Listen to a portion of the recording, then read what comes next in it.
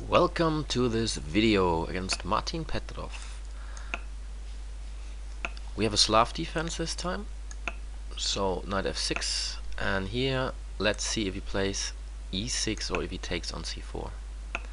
Bishop f5, okay. Normal moves are e6 or taking here.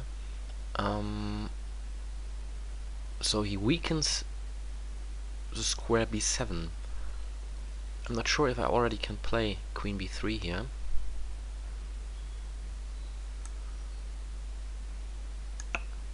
Okay, I think I wait a move, just develop first.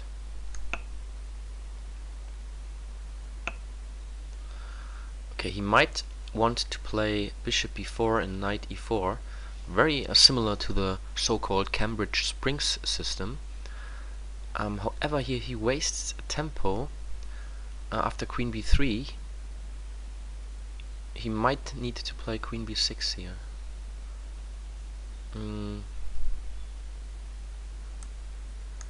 Okay, let's just develop the queen to b3. I put pressure here on b7.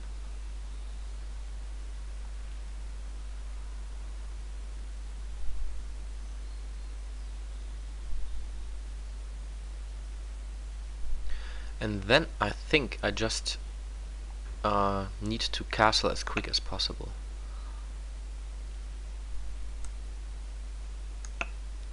Yes, so castling next. Maybe he plays knight e4, okay, but this is not a problem, so I can just play rook c1 to overprotect c3 here.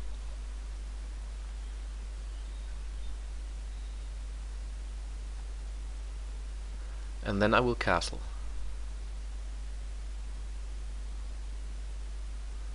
And I think it would be very bad for him to get rid this bishop here. So if I play a3, he might be forced to take on c3. b5. So he weakens c6, so we might play c5 afterwards as well. Okay, I want just to retreat here. Does he want to play c5?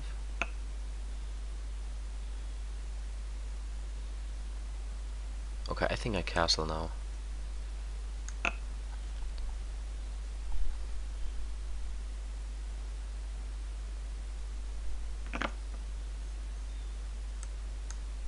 So he needs to move his bishop again.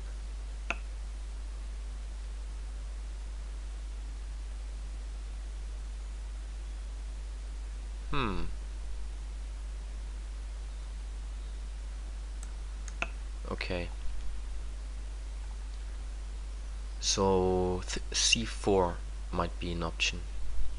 And maybe even playing something like knight h4, because this bishop is annoying. But he might also play bishop e4 and d5. So what about playing knight e5 here?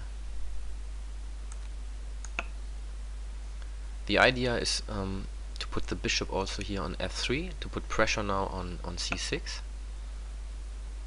So maybe he wants to play knight to d5, but let's assume I play bishop f3, knight d5, e4. He takes, and I take, and then I attack c6 again.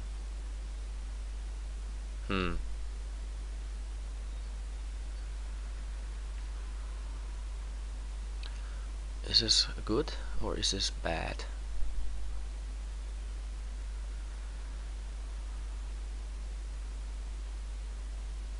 Well, I like it, so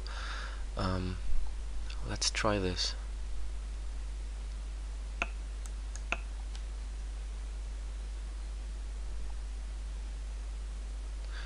The thing is that his king did not castle yet, so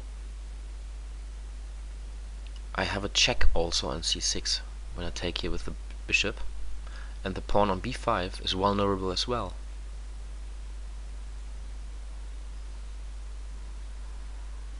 Well, I think he needs to take here the bishop now.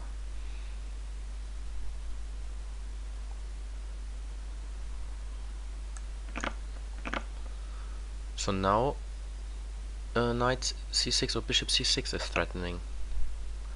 Okay, but here we can just open up the position and maybe playing c4. c4, he takes. Bishop h5 is also possible, maybe. g6, queen f3. Wow, that's getting really tricky here. I think I like c4.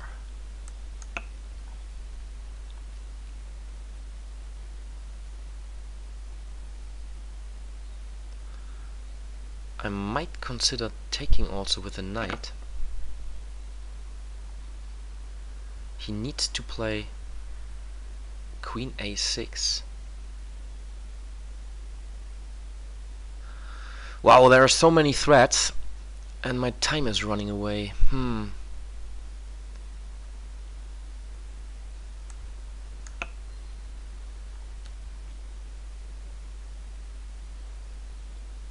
So one idea is to play queen f3 here. But he just plays rook f8, so this doesn't help. Okay, here I thought I'd just take here.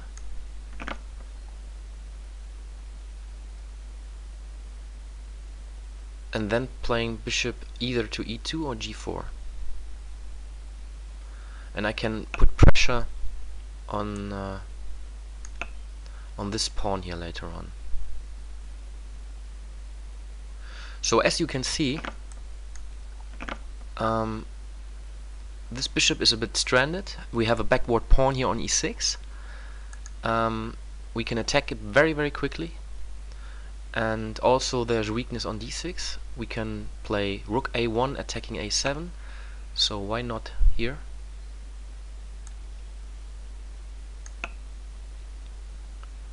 So he needs to do something with the bishop, but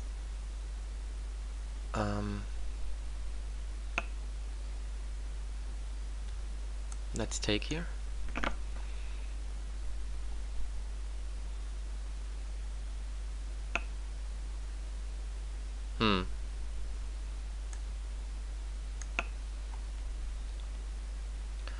Knight e5 is also an option.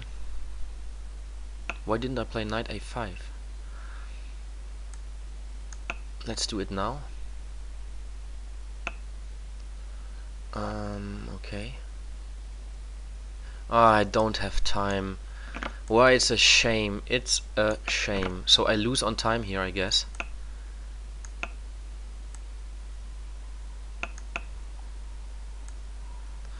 Let's quickly develop. Or what means develop? Just move the pieces. I think. Yeah, this is so stupid. He can now take here on c4, playing a knight e3 afterwards. Yeah, why not? But now we have opposite colored bishops.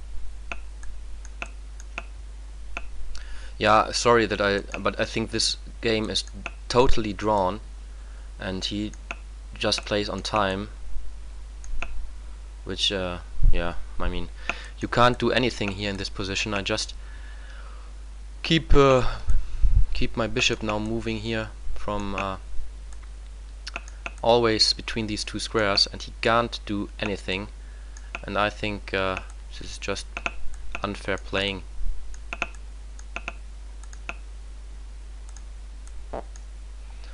Well, okay. And he wants to play another game? Certainly not. Because, I mean, if you look at this position now, it's dead drawn. Yeah, he cannot move anything because I just simply stay here with the king on d1. He cannot attack the king, and he cannot move forward anything, so it's just a dead drawn position. And yeah, he didn't draw because he wanted to win on time. You can't do a thing about this. It's a pity because I think the position was much better for me. And let's see. Yeah, I mean, let's see what did go wrong.